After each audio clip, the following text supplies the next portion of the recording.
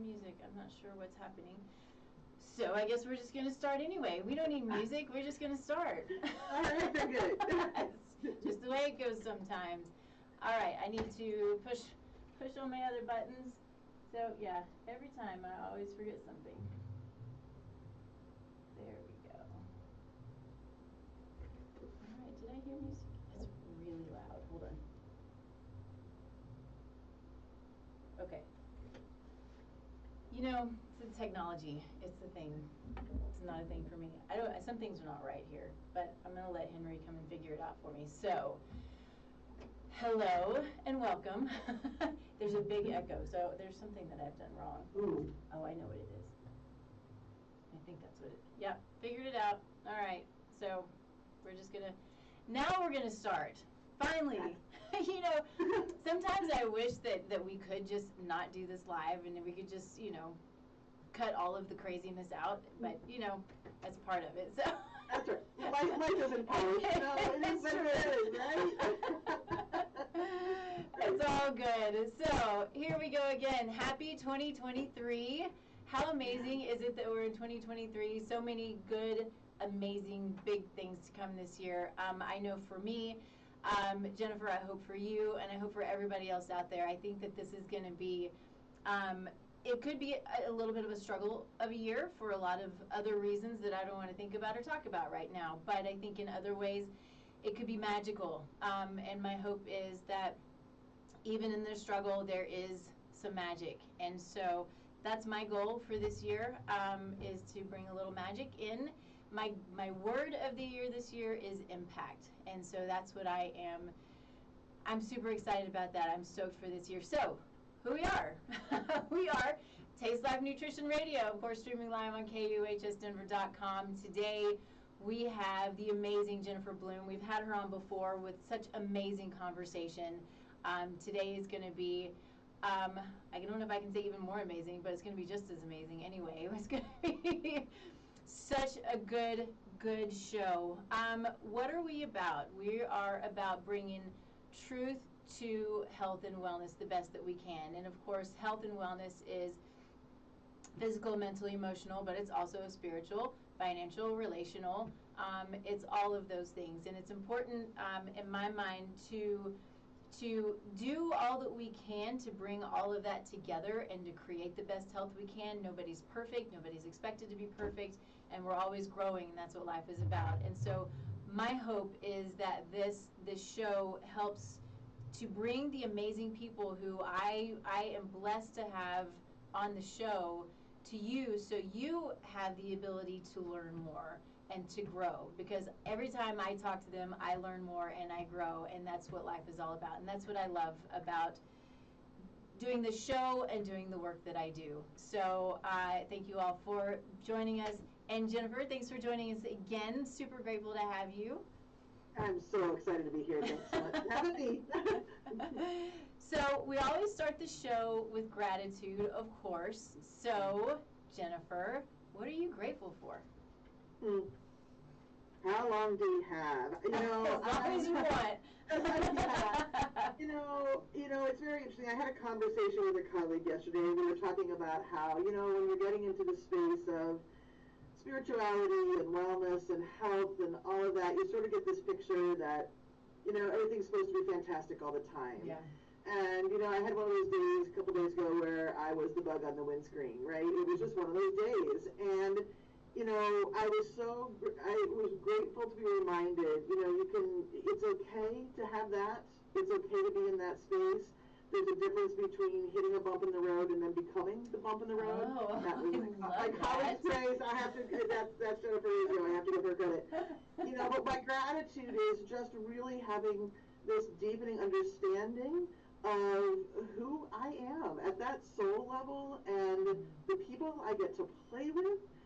The more and more I step up into who I am, it's just really phenomenal, whether it's a client or a colleague or my family. You know, things are expanding, and I just have so much gratitude. And like you, I mean, there are things that we could focus on, right?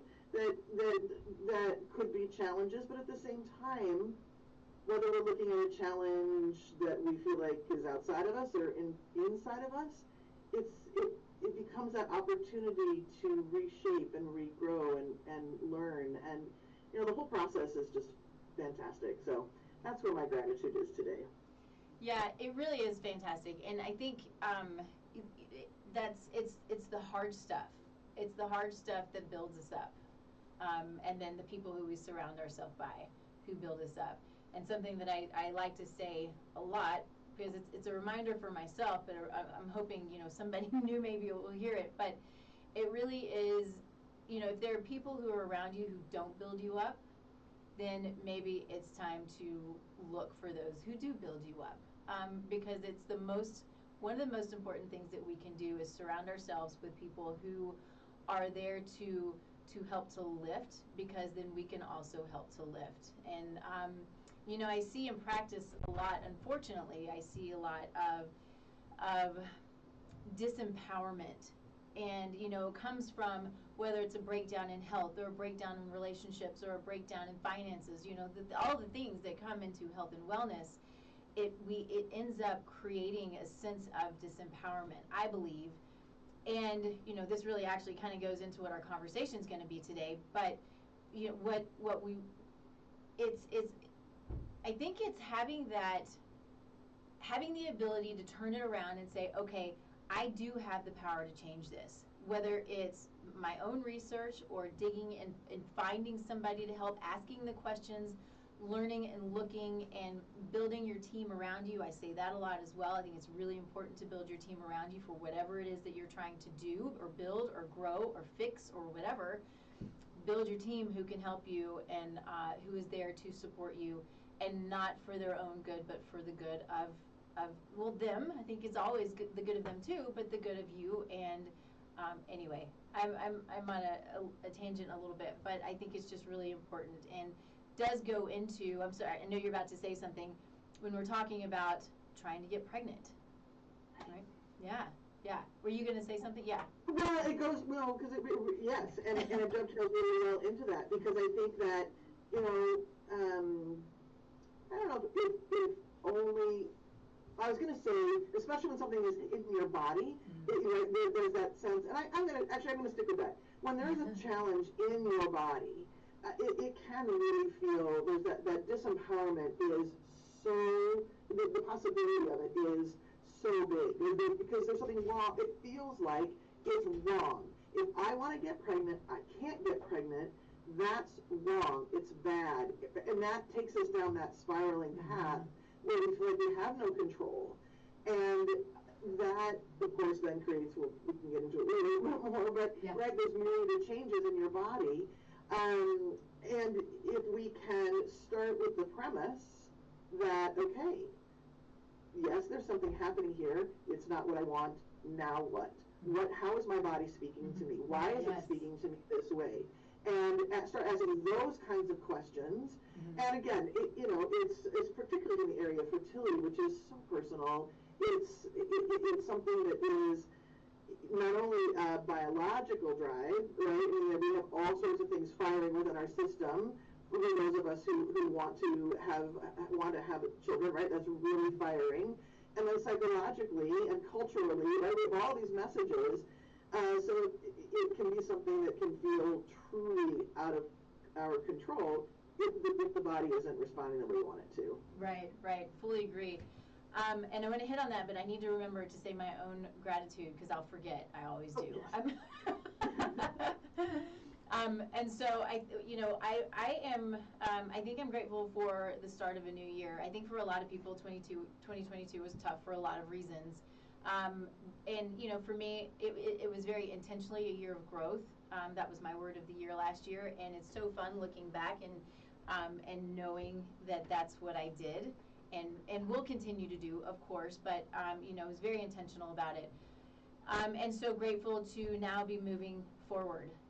I will continue to grow, but moving forward into what hit me like a ton of bricks was impact, and what I want to put out in the world, and what I'm trying to put out in the world, and who I want to team up with and partner with and grow and create with. And I'm super grateful for the people who are around me, the people who do just that, you know, I've been surrounded by people who are not the builder uppers, and and you know, it's a downer for sure. So I'm fully surrounded by people who that's all they want to do, and it makes me a better person, makes me a bigger person, it makes me feel like I am unstoppable, which is kind of a little bit how I'm feeling, and I'm excited about that. So that's I can feel it.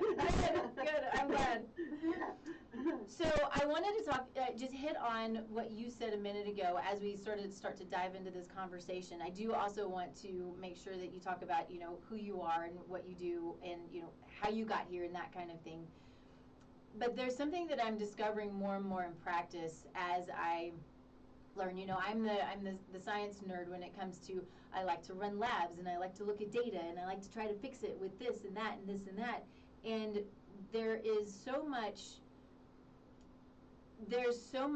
beyond the physical, because that's what I know. You know, I don't know well enough the mental and emotional, which is why I have people who I know and love and can you know, refer to and so forth. But when there is trauma, or when there is whatever it might be that is affecting someone mentally and emotionally, it's affecting them physically.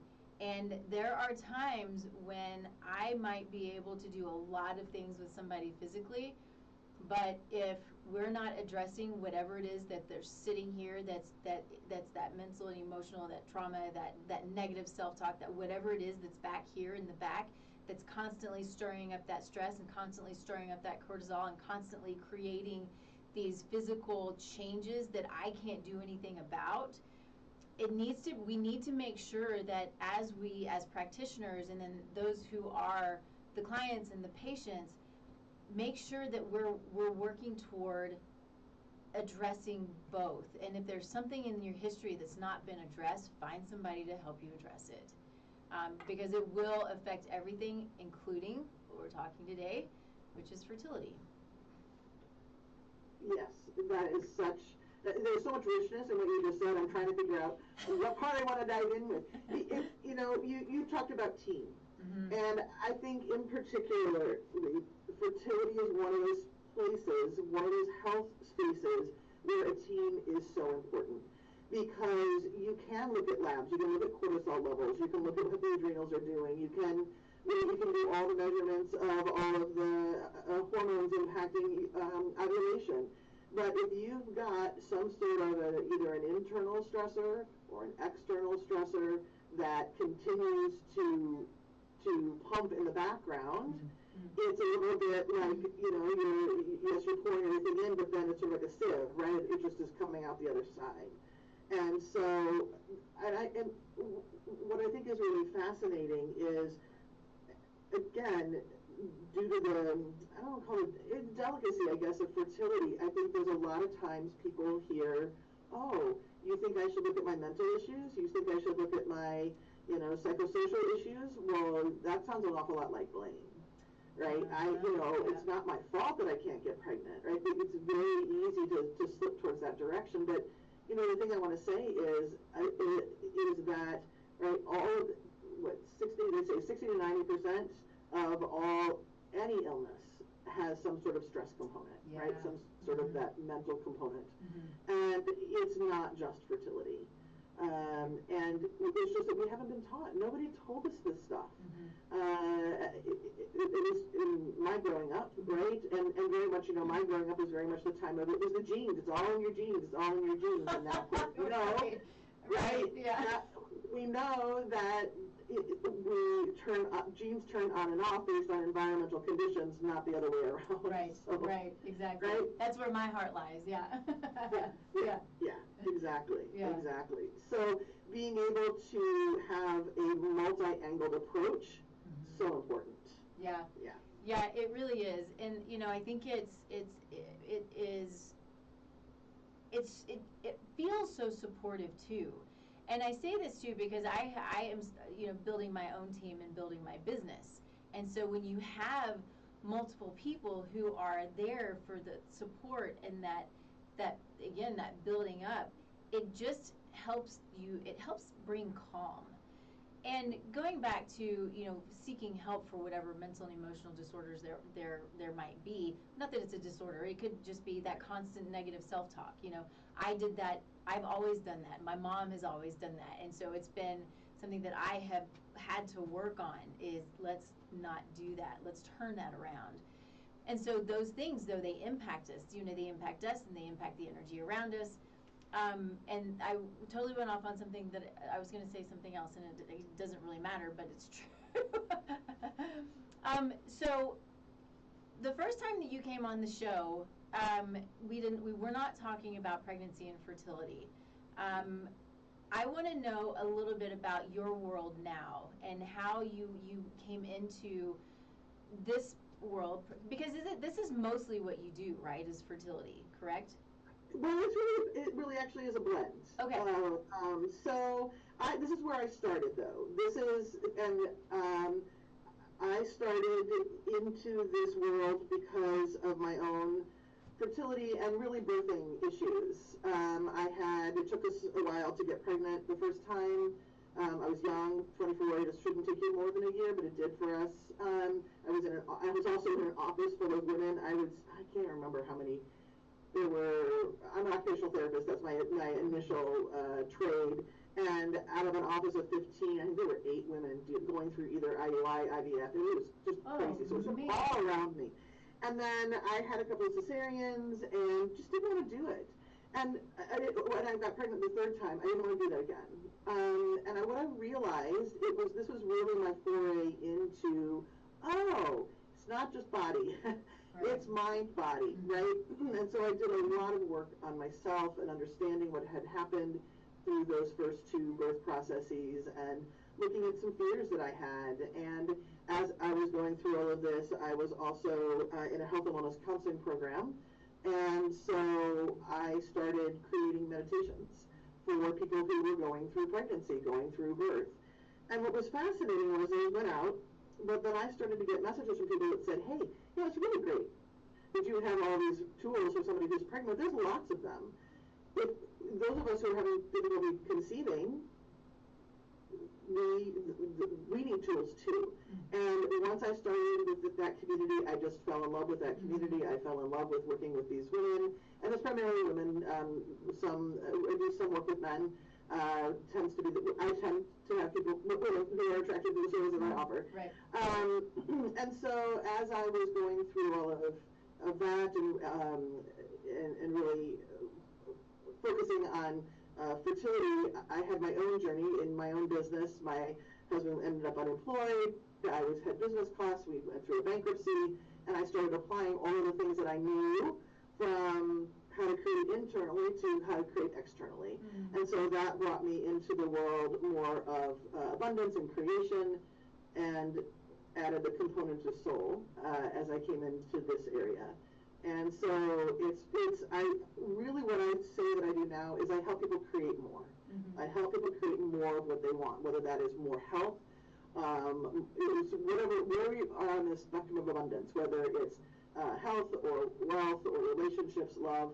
So that's the world that I play in right now. So sometimes it's specifically fertility, and sometimes it's specifically money. It just really depends. Okay, that's very cool. So I was looking at your. I don't think I wrote it down. I was looking at your website. I didn't, but I talked about it on my little promo video, and you're gonna know it. But it's not about doing pregnancy. It's about receiving pregnancy. Is that what it says? Yes. So, especially when you're somebody who is having trouble getting pregnant, there are how many million things, right? You Google fertility, infertility, and you can come up with 1,000 different things that you can do. You can do yoga, you can do acupuncture, you can write blah, blah, blah, blah, blah, blah. So much. And it really becomes this, okay, so what do I have to do? How do I do this? How do I get this done? It's very action oriented. And you don't get pregnant by sitting on the couch. I understand that.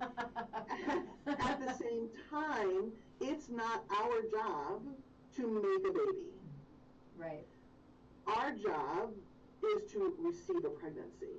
Right? The woman's body receives a sperm, it receives an egg, it receives the embryo into the uterus. Right? So really what our job is to figure out how can I be open and receive. And when we take that viewpoint, when it's more about opening up and being fertile, how do I add the physical doings that are going to help me be fertile, but how can I stay in that mental space of being fertile and allow my body to do what it is supposed to do, but then it's about receiving as opposed to having to crank through and do, because at some point that starts to work against you. Right? Yeah, it feels like a job, and a job can be stressful, and then when if it's not working as you think it's supposed to work, then it becomes more stressful, and again there goes that downward spiral. When what I love what you're saying, because I didn't realize until undergrad how much I view and believe and know that having babies, the creation of babies, is this amazing miraculous, can't use my words, miraculous thing that really in my mind it's not unexplained. I mean, as a Christian, it is what it is, how we're created. But the two, and I think I read this on your website, and I went, those are my words, and I love that. Like, that's so cool. But the fact that two cells can come together and create a little being is mind-blowing to me. It's right. Yeah. I mean, egg, sperm, baby? Question mark? Yeah. Right. Right. Right. It just there's the mechanics of it, and then there's the miracle part of it, and even looking at the biology of it, it's a miracle any of us are here. I just don't really quite understand all of that. It takes millions of processes happening in just the right order, in just the right way, in order for a body to sustain a pregnancy. But again, we forget, right? When you're getting into that mindset of, okay, ovulation is here, sex happens here, right? Or this or that, the supplements happen here, the exercise happens here, the blood work happens here, the procedure happens here. We forget that there's that whole soul side of things. And when we take that out of the equation, yes, I mean, we keep saying the word stress, which we can talk about here too in a second, but the stress comes up, and we don't leave room for the miracle. And if you're somebody who, and I can raise my hand, likes to control how things unfold, the idea of waiting for a miracle doesn't sound all that great, right? And that's not really what I'm suggesting here. It's not like, again, you just sort of lay around and hope and pray. And when you're in that space of hope and prayer, when you're in that space of understanding who you are and being in alignment with who you are at a soul level, your body relaxes in ways that then bring extra energy, vital energy, to the reproductive area. It's not something that's easily measurable, but the impact is incredible. Yeah, I think I use the term a lot of times for a lot of different reasons, but it's aligned action. Yes, we need to and want to, be present, right? Be present to what we're trying to do. Get healthy. If there's, in my own experience, I know a lot of women who are having, fertility struggles, and a lot of it can be due to autoimmune conditions, whether diagnosed or undiagnosed. And so, it is, I think it's a little bit of both, but also being open to knowing that your body your body knows when it's supposed to do its job, and if you're stressed or doing, which creates the stress, it takes away from allowing the body to do its job. So moving into that aligned action, yes, let's get healthy. Yes, let's eat well and eat the foods that we know we're supposed to eat that are going to support the body, and do the movement that we know that we're supposed to do to support the body, and knowing that the body is working in favor of you. And so is God. That's, it sometimes it doesn't work out the way that we hope it works out, but a lot of times I think it does. I was talking with Oh, a friend of mine earlier, and her mother told her that, or her mother was told that she would never have children, ever. So they were going to go in and do a hysterectomy. The day before she was to go in to do a hysterectomy, and I think it was 10 years that they tried. The day before, her mother was feeling odd, and a nurse told her, "You need to go have a pregnancy test." She's like, "No, I don't," and the doctor wasn't going to do a pregnancy test. And so she did a pregnancy test the day before her hysterectomy, and she was pregnant, and then had 2 more kids after that. Oh my gosh. And you're just like, holy smokes. I know. My daughter actually has a friend whose middle name is Coyote because her mother has a similar story, and Coyote's the trickster, right? So it's that same story of right. Could have kids, can't have kids, can't have kids. Oh, well, here last month here's the baby, right? That's just amazing. It's amazing how things happen. I love that. Yeah. So, do you want to talk a little bit? I guess I need to face you. Do you want to talk a little bit about, how it is that you work with people? What is it that you do to help them with this process and to bring the calm that they need and the soul into the process that they need? Sure.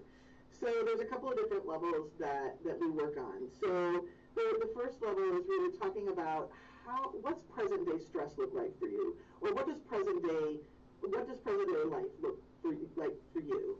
Are you working? Are you juggling different types of career and other kinds of things? So let's talk about kind of present day stressors, and then there's a variety of tools that I use. I ask people to start to induce what's called a relaxation response, right, which is simply the opposite of what happens in your body when you're under stress. So we start with some guided meditation, visualization, breathing exercises, just some really basic kinds of tools that can help you feel better in the moment. And so then the next level we take a look at is what does your family history look like in terms of fertility and pregnancy? Did you have a parent who had a really difficult delivery, or depression or anxiety? What kind of medical history might be going on in the tree in your family that might show what some underlying emotional history is happening, right? Has there been any sort of sexual trauma? So we really start digging into some of those patterns specifically related to fertility, but also then looking at what kinds of other patterns might be going on that are causing you regular stress. Perfectionism. I'm sorry. Do you mind stopping right there, because I want to ask you a question, but don't lose your spot. Yeah. I want to. So, I think that this is so fascinating, because I believe that when you're talking about history, you're not only talking about parental history, but it can be history that's passed down, right, from generations. Yes. Yeah. Whether initial parents, grandparents, aunts, uncles, we're always we get things through our DNA, right? Yes. We carry beliefs. Had a client who had a fear of hospitals, and it wasn't her fear. It was fear that came down through the generations of things that had happened in hospitals. And so she just sort of carried this innate fear of hospitals. Well, she needed, for a variety of reasons, IVF to be able to get pregnant. Well, you gotta go to a hospital for that. Her anxiety was through the roof. So yes, absolutely. It isn't just your lived experience or parental lived experience. It can be coming from a variety, multi-generational, cultural, any of that. Yeah. Absolutely. Yeah, and I want to expand on it just a little bit, because this is the most fascinating thing to me. And this is, if you watch the show, you hear me talk about epigenetics. This is epigenetics. And in my world, when I look at epigenetics, I'm looking at it looking forward. It's what you do today can affect your health tomorrow. It can affect your child's health. It can affect 7 generations down, which is, my motivation behind Soulful Conception, my program that I'm so excited. That's what I'm going to talk to you about after the show. But it's it's also, it's not just that it affects 7 generations ahead. We have been affected by 7 generations behind.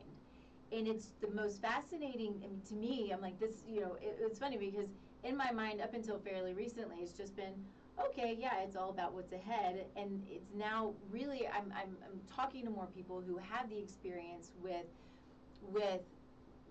the understanding that the epigenome affects ahead from behind.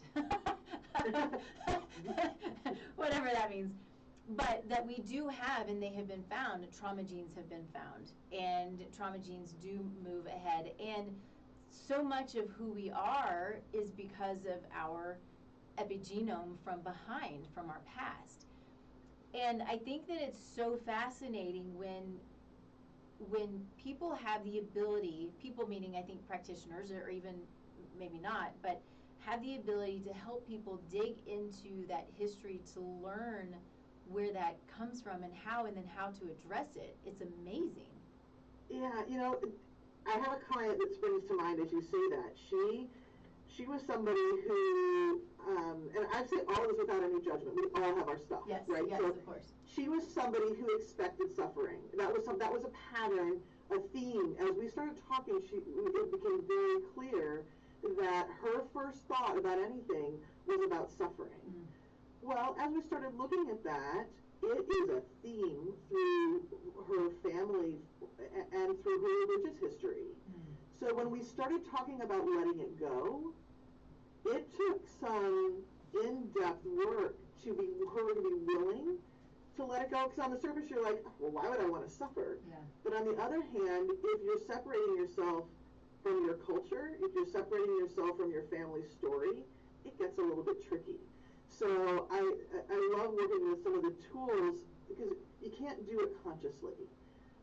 You can think about it. You can work on it. You can remember to use your tools, use your consciousness that way. But you have to use tools that work at the level of the subconscious to start to really erase it from your biology. Yeah. Right. Yeah. So it's just fascinating what comes up when we start looking at these kinds of things.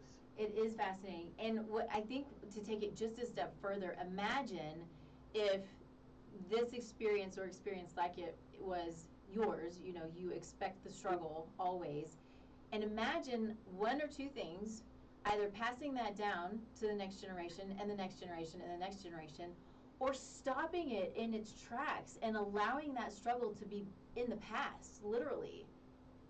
Yeah, goosebumps when you say that, because people will say to me in sort of introductory conversations about mind, body, and soul and fertility. It's like, well, why am I experiencing infertility? Why? I never thought I would have problems getting pregnant. So how is that mind-body connection? How is that true? And my response is always, look, our souls understand how to get our attention. It's not that we have to do something. It's not that there's a lesson that has to be learned. Mm-hmm. But there are ways that we can expand in ways with joy. And so this is the way that your soul happened to get your attention. And as you do that, the ripple effect is unreal.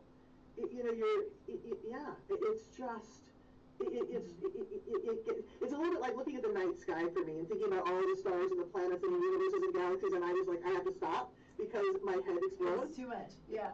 These kinds of ripples make my head explode. Yeah. In a really good way, right? Yes, for sure.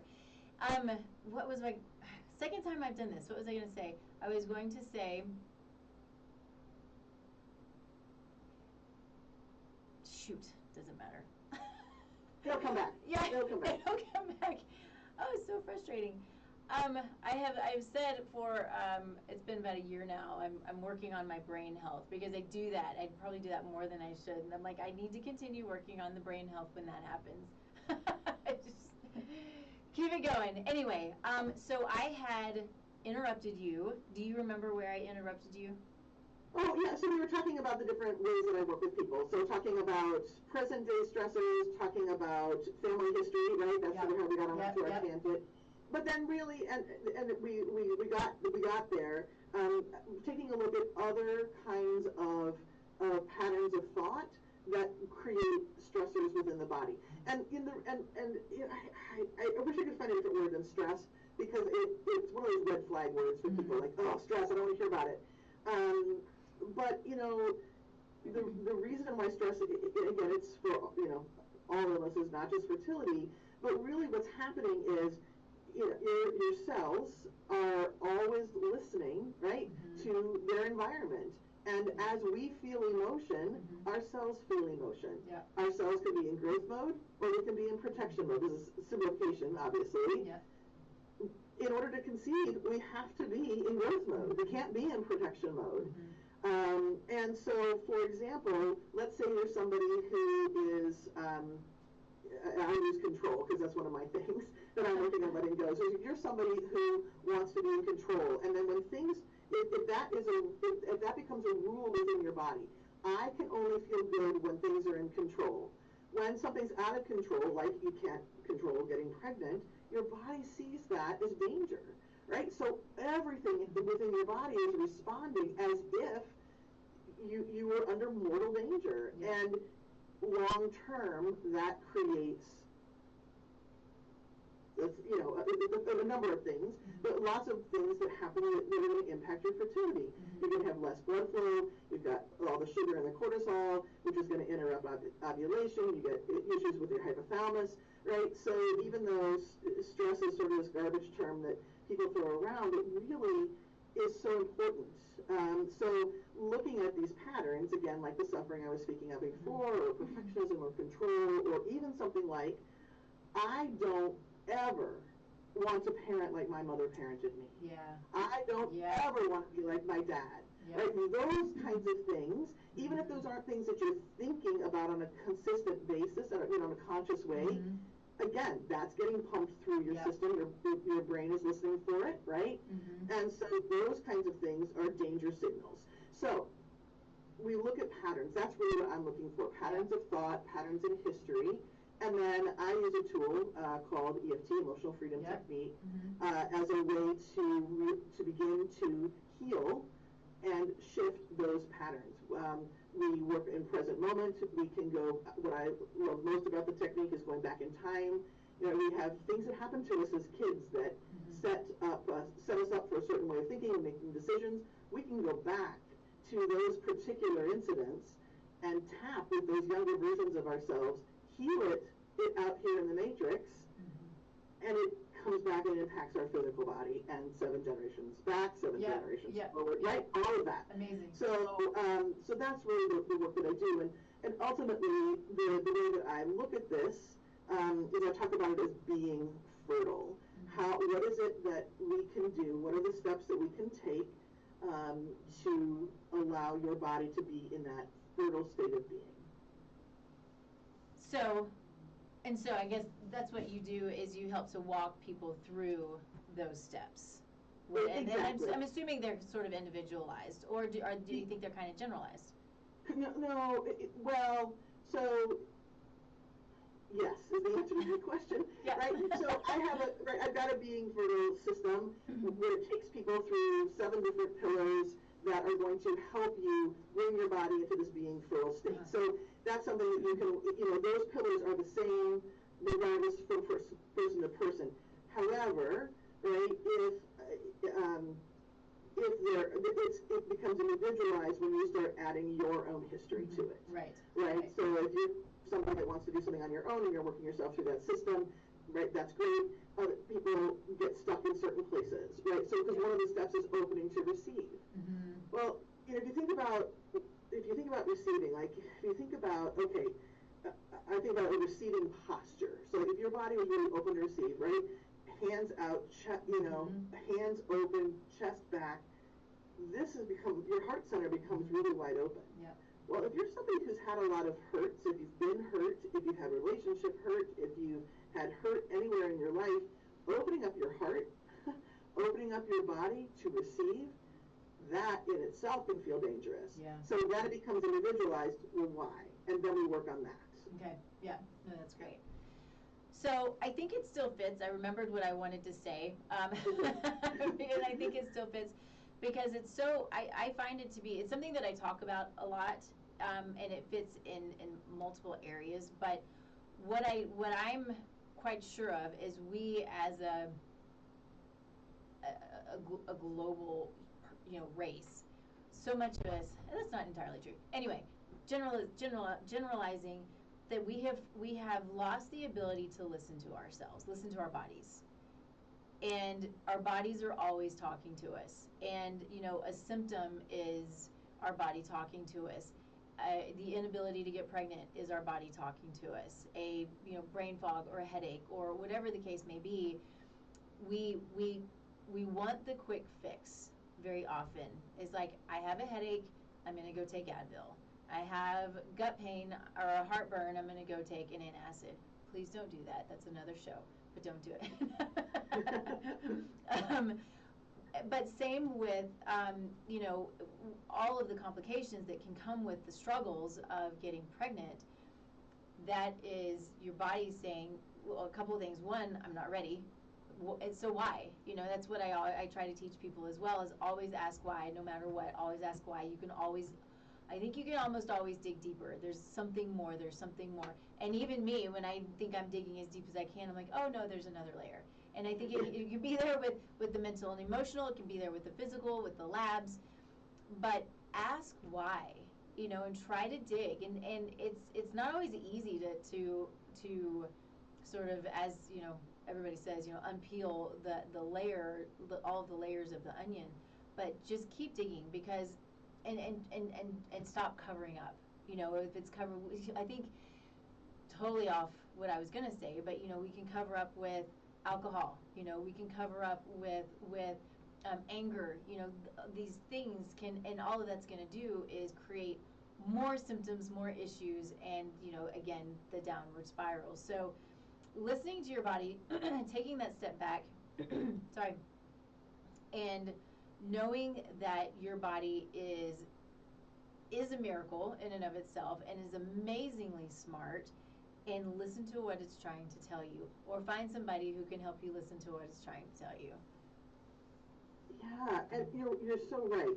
It's like, okay, something, I have an upset stomach, so I'm going to do this, Yeah. and wanting it like that. Yeah. And really, infertility, your body's out of balance, and you're absolutely, when you start to ask why,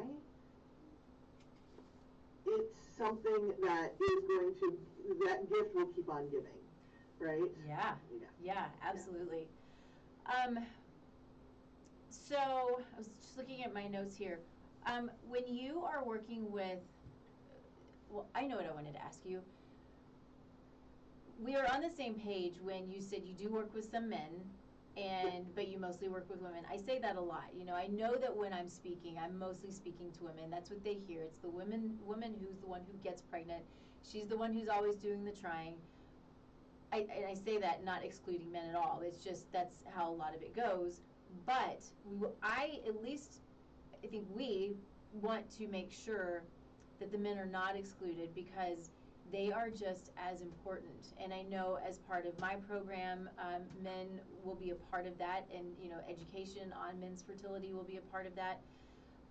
But I think it always ends up going back to the women, and I know that I speak to women, but I want men to be involved. I want men to know that they are as important in the process. Their genes are just important. The healthy sperm is just important. Their activity, their physical health, all of those things are just as important as the woman's in creating this healthy child and a healthy pregnancy and a healthy future. Exactly, and men have the same range of past issues, right? Yes. They have a family with history. They have their own history with their own parents, being the dad they want to be. Will I be able to provide for my child? Can we really do this? And it's similar and yet different. Yes. The patterns of thought that might be present, that could absolutely be impacting being able to create this child. Yeah, so true. I think what I hear more often than not, both in personal and professional life, when it comes, from a man's mouth, it's my job is to provide. And it's so ingrained and so deep set in them. And I think it brings up a lot of fear and frustration. And I think that's certainly something to work on. But it's also, that's how they're built. I mean, we are built differently. That's right. Mm-hmm. Biologically speaking, mm-hmm. right?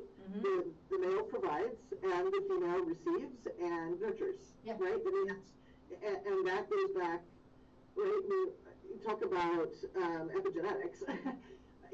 We're here. Each individual person are here because we came from a line where the male provided and the female nurtured. Yeah. We wouldn't be here otherwise, right? We're here because people, we descended from people who had good fight or flight. They were able to get away from the dangers in the world, the physical dangers that used to be present that aren't present now.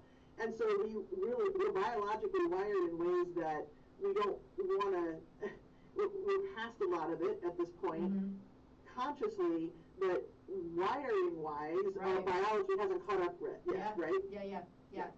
What you say is interesting, too, though, and this is going back to the biology of stress. And, when we're talking about back in that time, I think very often it was the normal stress response, right, where you have the rush of cortisol, you got to go do the thing, you got to do it really fast, whether it's providing or nurturing or fixing or whatever the case may be, and then it goes down normally, right? Whereas where we are today with technology and life and just the way things are and everything's so fast is we stay in fight or flight instead of coming down to and allowing that parasympathetic nervous system to calm us and to rest and digest and do the things that it's supposed to do and bring blood to the core, right, which is going to be bringing blood to the reproductive organs to allow all of those things to happen.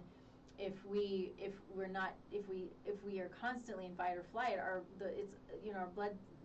blood sort of constantly sits in our extremities because we got to go instead of that calm, rest, digest. You can throw reproduce in there.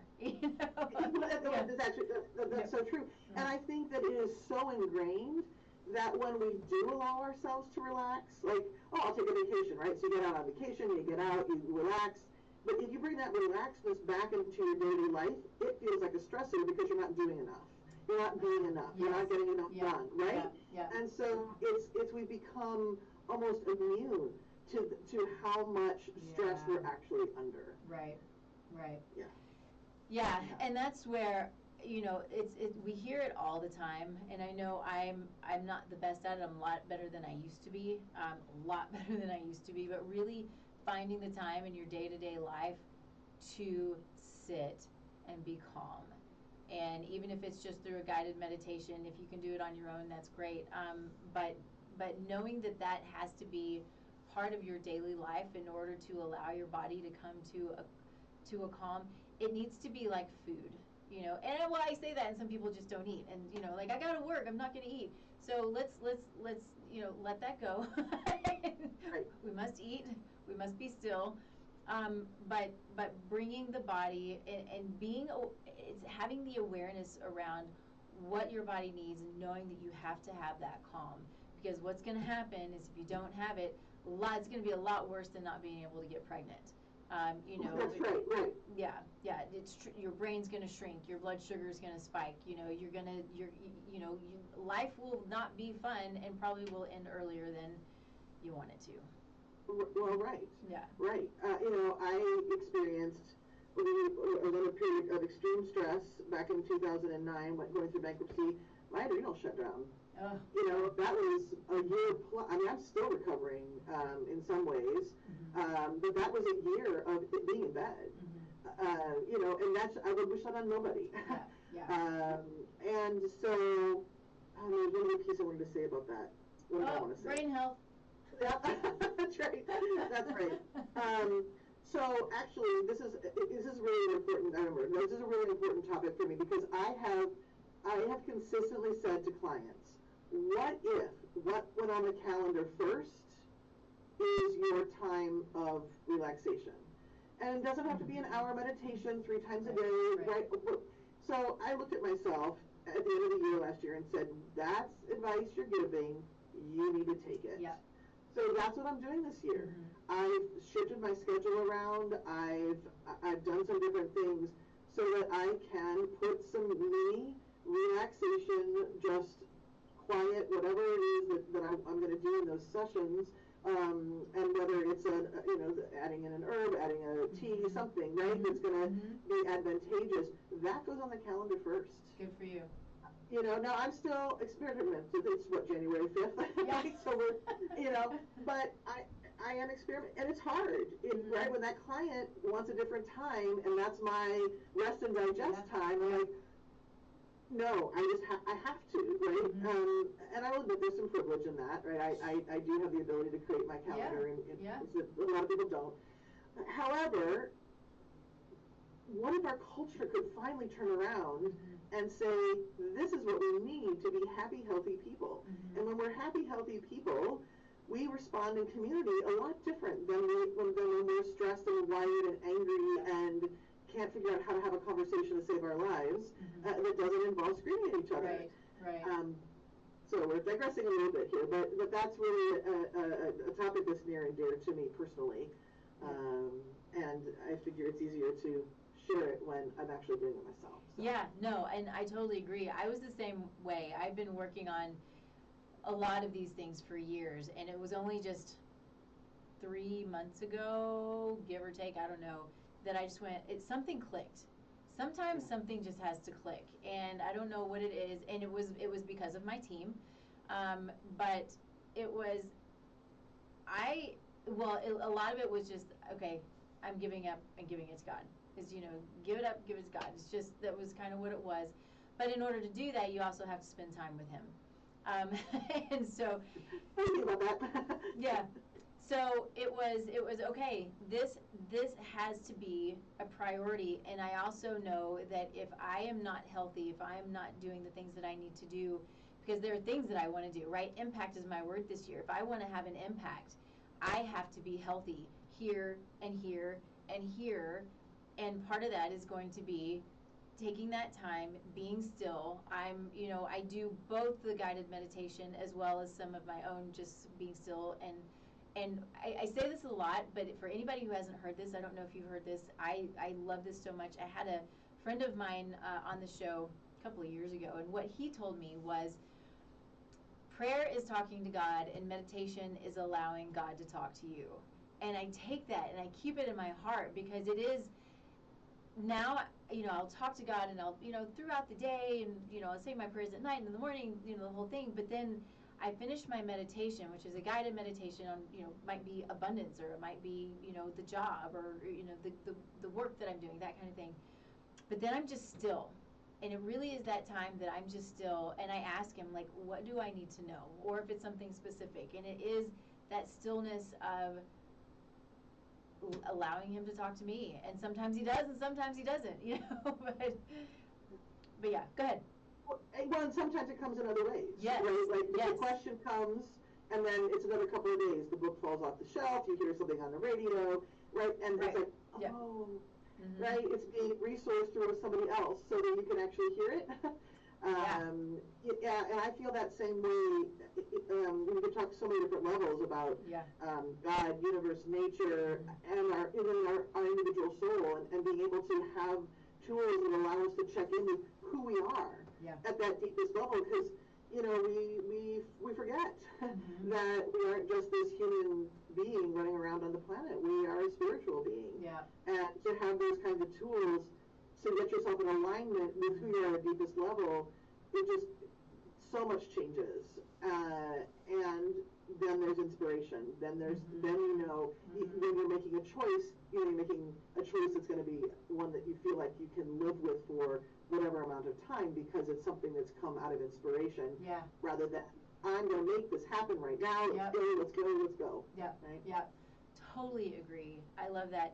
And just to bounce off of that a little bit, with being spiritual beings. I think that we have been created to do such amazing things in this life. That's why each of us are here, and each of us does have a role, and each of us has an impact on whether it's other people or whether it's on the family. I think, going back to early on when we were talking about the disempowerment, we think that we don't have, a lot of us believe that we don't make a difference. And everything that we do here on this earth makes a difference in some way. And sometimes we're never going to know what that is. But I believe that we're here to do a job. I believe that we're here to grow and to build and to serve and to love and to give and to do all of these things. And again, nobody is perfect, and shit happens.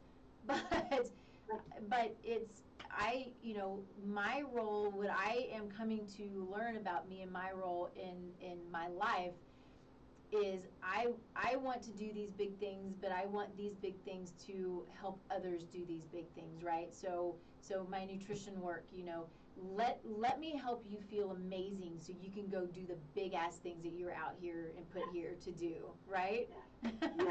Yes. Well, exactly. Sometimes when I'm giving my message of, I help people create more. It's like, oh, that sounds really selfish. Like, no. No, because all what you're doing is you're creating yourself within your environment in alignment with soul. And we're not talking about just wanting things because well, that's a whole other conversation. Because just because it's a soul desire doesn't mean it can't be fun. But right. So as we fill ourselves up, we are in a much better place to then put out into the world. We've got to start here. And there's a balance of giving and receiving and all of that, but we've got to let go of this idea that, it's all about sacrifice and suffering, and that's the only way that I'm going to make any sort of difference here on the planet.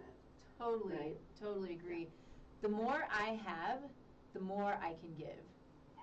And I think it's important, because it's not about all having. It's about giving as well. That's one of the things that I am looking forward to is the more that I have, the more that I can tithe. I'm like, I can give more to the church. Cool, Right. So, because I trust the church to do what should be done with it, right? And I don't always do the right thing with money, but